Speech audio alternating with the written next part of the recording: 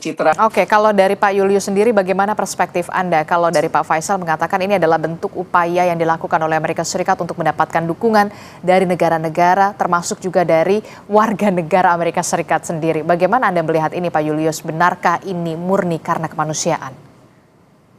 Ya, tujuannya kemanusiaan, tetapi nanti kalau diterapkan itu akan menghancurkan prinsip-prinsip kemanusiaan, Mbak Listi ya.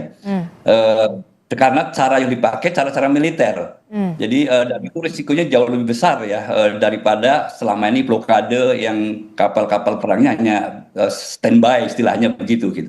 Tetapi idenya kan membantu awak kapal yang selama 2 bulan terakhir kekurangan pangan, mungkin juga kekurangan obat-obatan.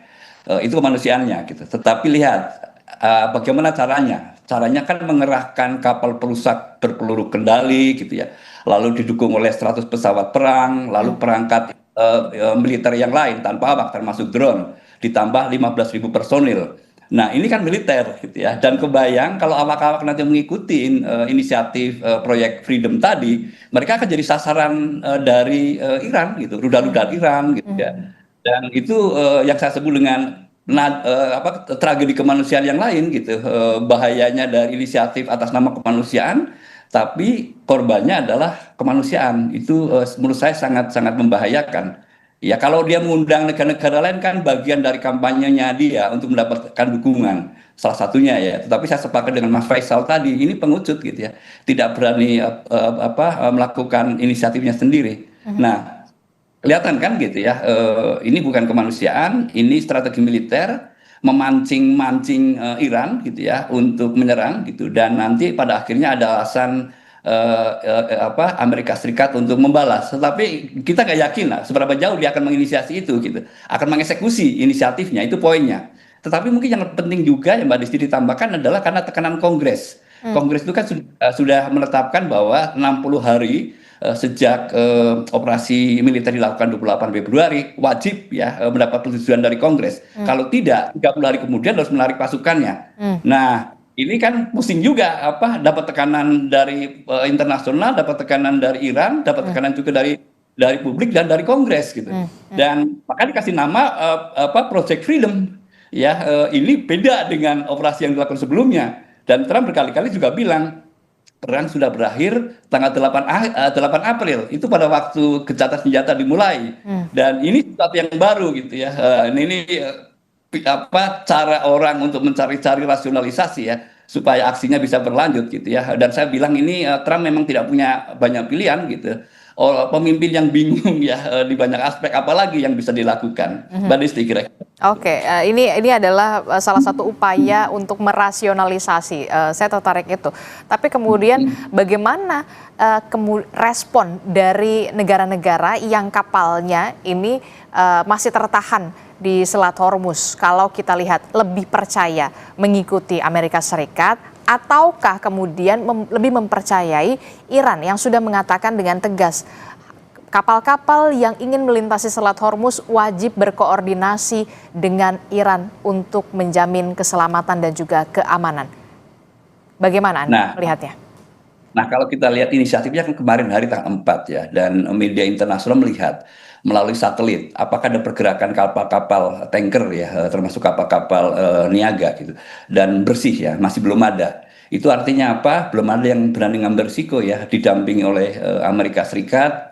Navigasinya akan dibantu gitu ya ke daerah aman. Saya kira belum ada gitu. Yang kita dengar kan kapal Amerika Serikat ya, dan itu kita tidak yakin valid atau tidak kapal Amerika Serikat berhasil melewati Selat Hormuz. Informasi ini kan mungkin tidak valid ya. Ini bagian dari provokasi. Jadi kalau menghitung antara cost dan benefit ya, benefitnya pasti nanti kapal lewat lalu kemudian suplai energi aman di negara-negara mereka gitu. Tetapi kalau kita melihat cost-nya, menurut saya terlalu tinggi ya Mbak Disti, sangat tinggi gitu kalau mereka ngikutin inisiatif yang diajukan oleh Amerika Serikat. Dan selama ini kan nggak bisa dipercaya ya, termasuk negara-negara teluk gitu.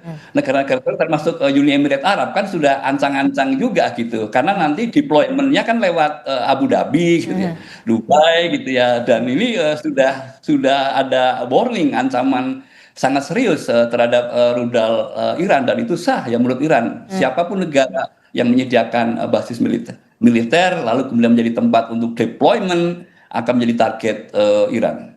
Oke, jadi Project Freedom atas nama kemanusiaan, Anda melihat tidak akan efektif untuk bisa diikuti oleh negara-negara yang kapalnya ini terjebak di Selat Hormuz. Ya, menurut saya tidak efektif ya, tidak efektif.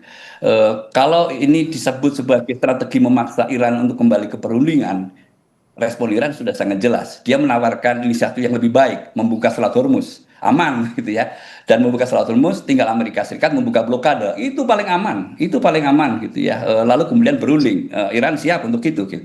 Tetapi tampaknya Amerika Serikat kan nggak tertarik dengan tawaran yang lebih berperi kemanusiaan ya gitu ya. Menyelamatkan awak-awak kapal yang 2 bulan sudah kapalnya sudah terjebak atau terperangkap kalau bahasa Amerika Serikat ya di Teluk Persia itu lebih aman gitu. Tapi kenapa Amerika Serikat memakai cara-cara yang resikonya lebih tinggi gitu? Kebayang tidak efektif lah, tidak efektif kalau memaksa Iran, tidak efektif juga kalau mau mengurangi apa dampak dari risiko kontrol Selat Hormuz ya, risiko terhadap harga energi, risiko terhadap pangan gitu, lalu pupuk itu kan juga diomongkan oleh Trump ya gitu. Tapi menurut saya enggak ya, dan itu bisa membawa situasi ke jurang yang lebih berat ya, yaitu perang terbuka gitu di antara dua pihak ini. Kalau Amerika Serikat mau gitu, berani gitu ya, seperti kalau Mas Faisal bilang kan pengecut, berani enggak gitu ya.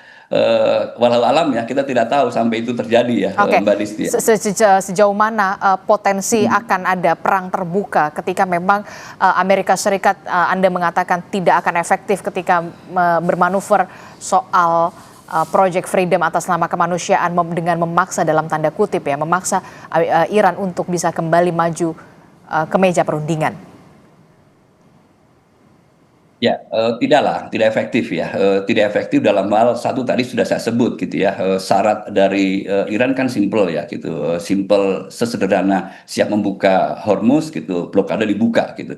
Itu satu. Lalu kemudian ada perangkat-perangkat yang lain yang sudah diusulkan yang sebetulnya negotiable, termasuk pengayaan uranium masih bisa kan kalau bicara dalam perspektif suspension ya, penundaan dalam jangka waktu tertentu gitu. Dan Amerika Serikat kan selalu menyatakan bukan itu yang dimau Amerika Serikat, bahwa Iran tidak boleh sama sekali mengembangkan pengayaan uranium, itu maunya Amerika Serikat sama sekali di level apapun ya gitu.